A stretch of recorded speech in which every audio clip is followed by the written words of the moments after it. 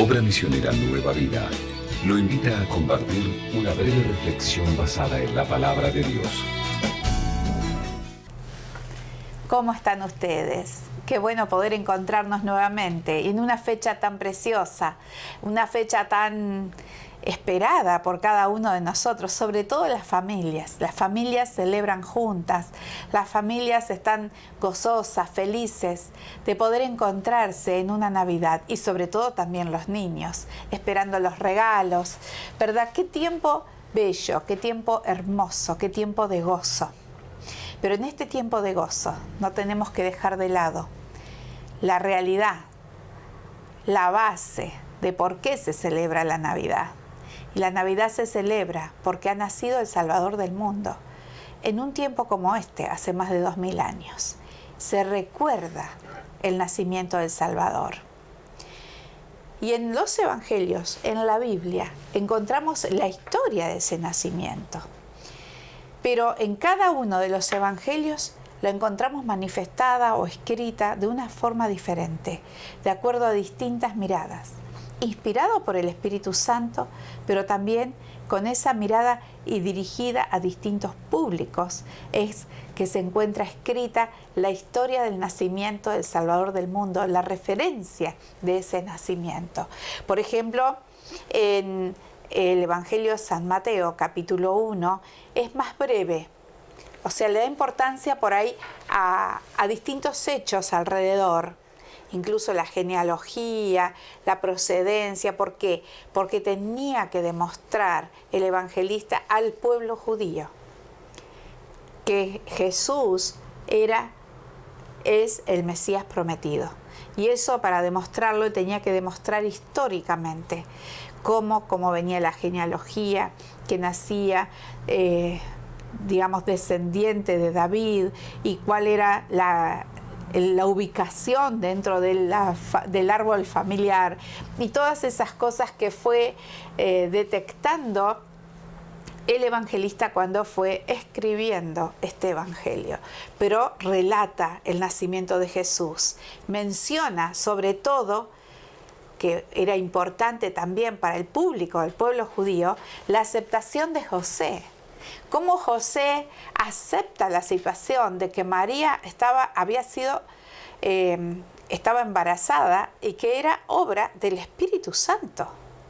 Muy difícil para José en ese tiempo poder aceptarlo. Sin embargo, José respetaba mucho a María, la quería muchísimo, sin duda. Y el ángel también se le apareció en sueños.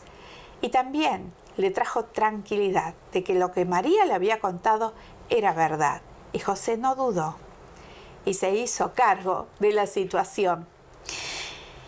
Y luego el Evangelio de Marcos ya comienza con el principio del ministerio de Jesús. Y el Evangelio de Juan hace una referencia diferente en sus primeros versículos y hace referencia justamente al Evangelio, a lo que tiene que ver con el amor de Dios, el Verbo hecho carne que habitó entre nosotros. El Verbo es la palabra es Jesús, es Dios. Dios es la palabra de Dios es la que tiene poder y autoridad, tuvo poder y autoridad para crear el mundo. Por la palabra fue creado el mundo. El principio de la creación es que fue creado por la palabra de Dios. Y la palabra de Dios es fiel, es verdadera, atraviesa el alma hasta partir y los huesos hasta partir, los huesos y llegar al tuétano. Así dice la Biblia, que es la palabra de Dios. Es eficaz, es viva, y la palabra de Dios se hizo carne en Jesucristo. Y dice, la palabra hecha carne. En el principio ya existía la palabra, y la palabra estaba con Dios, y Dios mismo era la palabra. La palabra estaba en el principio con Dios, y por ella fueron hechas todas las cosas. Sin ella nada fue hecho de lo que ha sido hecho. Parece un trabalenguas, pero es una realidad. Sin la palabra de Dios, nada fue hecho de lo que encontramos hecho, ¿sí? De lo que encontramos creado. En ella estaba la vida, y la vida era la luz de la humanidad. la luz resplandece en las tinieblas y las tinieblas no prevalecieron contra la luz. Qué concepto maravilloso para hablar del nacimiento de Jesús y de que Jesús se hizo hombre y que en su total humanidad, habiéndose hecho hombre, Él venía a traer luz a las tinieblas de este mundo. Qué maravilloso este concepto de que en el principio ya existía la palabra, el verbo, y el verbo, que es Jesucristo, estaba en la creación del mundo, en la Trinidad en Dios.